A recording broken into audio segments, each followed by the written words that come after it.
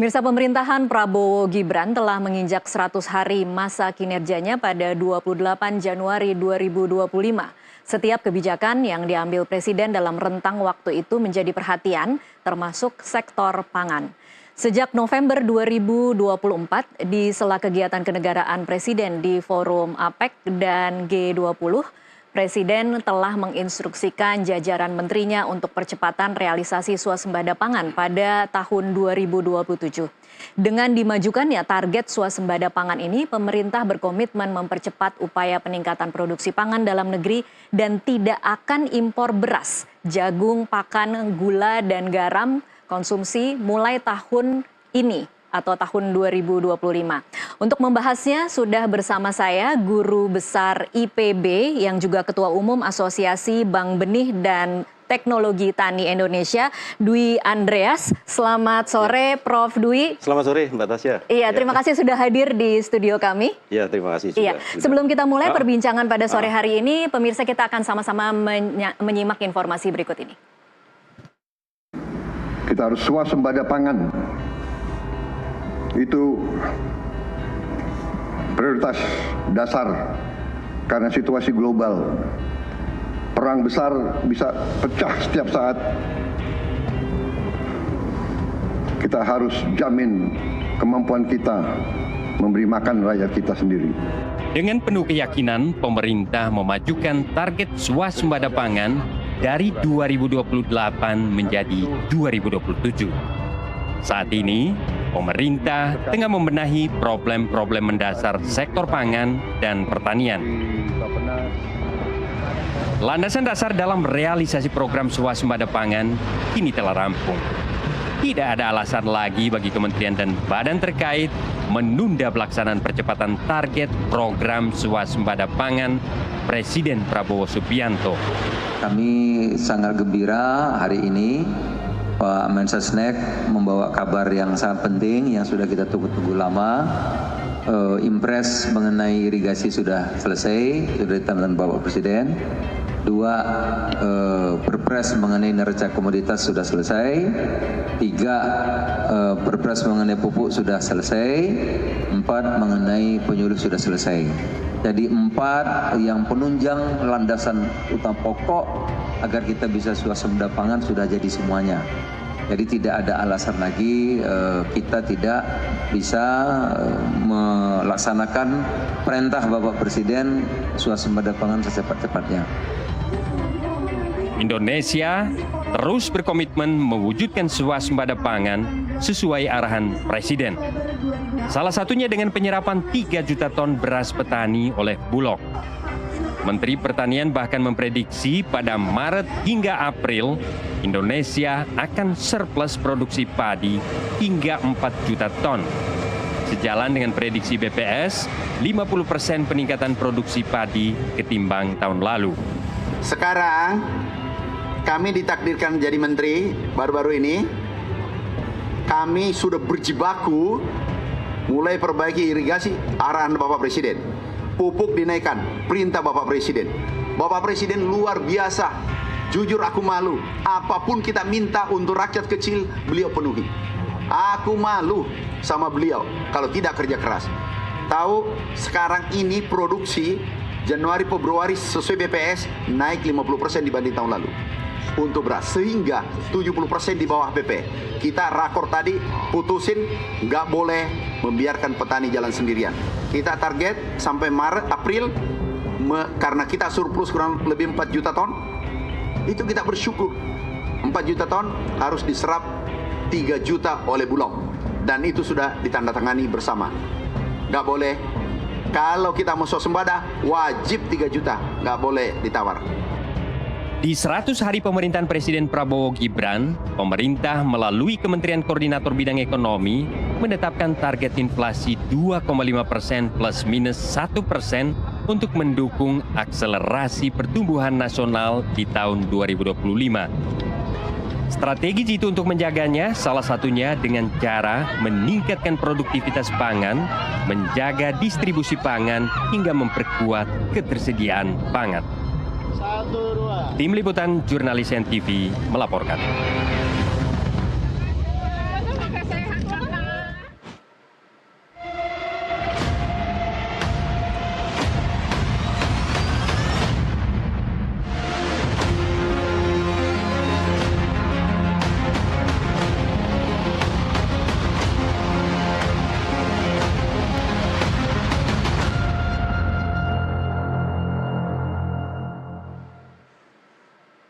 Ya pemirsa, untuk membahas target swasembada pangan di sambungan Zoom saat ini juga sudah bergabung bersama kami Muhammad Sirot, Dewan Pakar Gerakan Solidaritas Nasional. Selamat sore Pak Sirot. Sore Mbak. Iya, terima kasih sudah hadir bersama kami di studio. Iya, di studio sudah ada Prof. Dwi Andreas, Guru Besar IPB ya, Mas Sirot. Saya ke Mas Sirot terlebih dahulu untuk mempertanyakan target yang terus berubah ini. Kalau kita amati 20 Oktober pada saat pelantikan, katanya kan swasembada pangan 2029. Kemudian maju lagi ke 2027, bahkan kemarin sebenarnya sempat dimajukan lagi 2025 atau paling lambat 2026 saat rapat paripurna kabinet pada 22 Januari. Apa yang membuat pemerintah begitu percaya diri dalam 3 bulan merevisi target swasembada pangan ini, Mas Sirot? Baik, mungkin berbeda-beda itu beda orang atau beda pejabatnya ya. Misalnya Pak Mentan Amran kan ditargetkan 5 tahun oleh Pak Prabowo. Tapi setelah beliau menjabat, mulai dari masa akhir pemerintahan Pak Jokowi itu, beliau kan berkata kayaknya 3 tahun bisa nih saya gitu. Nah itu dikutip oleh wartawan tuh. Ini target Jadi, yang disebutkan Pak Prabowo, Mas Sirot. Saya mengutip 3 perubahan ini yang dikatakan oleh Prabowo Subianto. Betul, maksudnya itu kan awalnya kan perbincangan, ini target. Pak Amran kan mengucapkan seperti itu. Terus kemudian ada Menko Pangan, Pak Zul kan, melihat komitmen 2025 begitu masuk, langsung tidak impor pangan. Kita lihat dulu nih historinya. Nah pada saat itu kemudian data-data terkumpul, ada Pak Arief dari Bappenas ya, terus mengecek di lapangan, akhirnya muncul angka-angka yang baru. Saya kira wajar ya, itu dinamis dan mungkin perlu dilihat konteks komunikasinya aja sih Mbak. Oke, tapi jadi target saat ini yang mana yang benar, Mas Sirot? 2026 Saya kira kah dari atau 2000? awal Pak Prabowo tidak menekankan untuk swasembada di sampai gercep begitu, karena problematikanya kan kompleks ya. Saya kira kita pegang 2029 lah di akhir 5 tahun itu. Saya kira itu yang paling rasional ya, saya kira. Oke, kembali Terus ke yang kedua, kepada saat pelantikan berarti ya? Ya, yang dimaksud pangan ini apa nih? Mungkin yang dimaksud pangan ini mungkin baru beras dan jagung misalnya ya. Memang Pak Amran kan di periode awal Pak Jokowi memimpin dulu, beliau jadi menteri kan juga concern dengan jagung. Jadi mungkin confidence levelnya cukup tinggi untuk jagung dan beras gitu. Terus yang ketiga kita lihat juga Bulog perannya kan sekarang tidak seperti zaman dulu ya, dirubah menjadi salah satu kekuatan negara yang mana tidak mempertimbangkan untung rugi ya, tanda petik ya. Tapi yang penting daya serap produksi pangan lokal ini atau beras lokal oleh petani ini dibeli oleh Bulog dengan harga yang cukup baik lah di mereka. Jadi kebijakan strategik kelembagaan ini saya kira menyebabkan rasa percaya diri di antara kalangan pemerintah gitu cukup meningkat. Mungkin itu saja. Baik, Mas Sirot. Jadi kalau saya garis bawahi untuk masalah target memang 2029 dan ketika mengatakan bahwa ini swasembada pangan yang dimaksud adalah swasembada komoditas ya, Mas Sirot? Ya, kalau di kita kan pangan ini misalnya Bulog kan yang diurus ya tanda petik itu kan beras, kedelai, jagung gitu. Kalau di BUMN pangan kan RNI dia mulai mengurus pangan yang lain, misalnya tebu gitu kan, ada juga sawit gitu. Jadi pangan ini tidak jadi sesuatu yang secara umum semua pangan akhirnya swasembada kan. Oke, baik. Saya ke Prof. Dwi sekarang untuk memberikan catatan. Sudah terjawab sedikit kekhawatiran kita. Tadinya kan kita pikir 2025 tahun ini atau 2026 paling lambat. Kemudian swasembada pangan yang mana nih pangannya? Kan banyak sekali sebenarnya pangan. Komentar Anda seperti apa, Prof? Iya, kita luruskan dulu istilah swasembada pangan ya.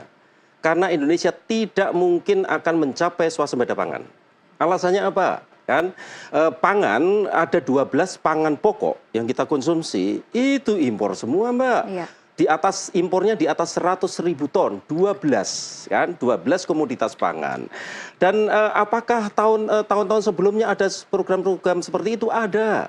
Di masa SBY ada yang kita kenal revitalisasi pertanian, goalnya swasembada pangan kan, hasilnya gagal kan.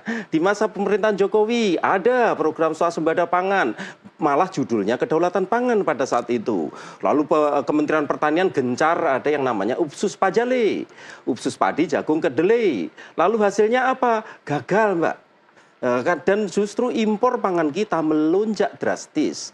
Impor 12 komoditas pangan yang nilainya di atas 100.000 itu melonjak dari 21 juta ton 10 tahun terakhir ya. Saat ini 29,9 juta ton, hampir 30 juta ton hanya dalam tempo 10 tahun. Padahal ada program-program besar swasembada pangan kan. Lalu kalau kita ingat pemerintahan yang sebelumnya juga yang sama, ada swasembada daging sapi gagal, swasembada bawang putih gagal kan, swasembada gula gagal, malah sekarang ini 70% gula kita harus kita impor. Jadi itu sehingga kalau kita bicara istilah swasembada pangan pasti tidak akan mungkin tercapai. Bagi saya, bagi kami, impor yang 30 juta ton tahun 2023-2024, angka resminya belum keluar, bisa bertahan 5 tahun lagi 30 juta ton impornya, itu sudah super itu luar sudah biasa. bagus. Iya, karena pengalaman yang sebelumnya justru melonjak 9 juta ton. Kalau dibanding masa SBY itu 8 juta ton, kemudian melonjak ke 21 juta ton, bisa dibayangkan peningkatan yang begitu tinggi. Sehingga swasembada pangan ini hanya istilah jargon wacana, mimpi yang tidak akan pernah tercapai. Untuk itu, ya akhirnya harus kita belokkan istilah swasembada pangan tersebut kan. Misalnya swasembada komoditas kan, komoditas beras ya, walaupun untuk tahun 2025 ini pasti kita tidak perlu impor beras. Karena apa? Karena tahun lalu kita impor 4,2 juta ton, harus ingat kan. Nah, sehingga itu, dan apakah ini nanti berkelanjutan? Nah, ini pertanyaan besar. Oke, Prof Dwi, kalau mendengar penjelasan Anda, ini artinya Anda cukup pesimiskah bahwa swasembada pangan yang ditargetkan oleh pemerintahan Prabowo bisa tercapai? Karena sudah empat kali periode pemerintahan gagal, 2 presiden yang kemudian mengusulkan swasembada pangan itu tidak pernah berhasil. Apakah Anda pesimis? Ya kalau saya kan, saya di jaringan tani ya Mbak ya. Jaringan tani kami ada di 125 kabupaten kepengurusannya, di 25 provinsi. Kami tahu persis apa yang dilakukan petani. 28 tahun saya bergerak di jaringan tani. Jadi tahulah apa permasalahan sesungguhnya yang ada di petani, kan?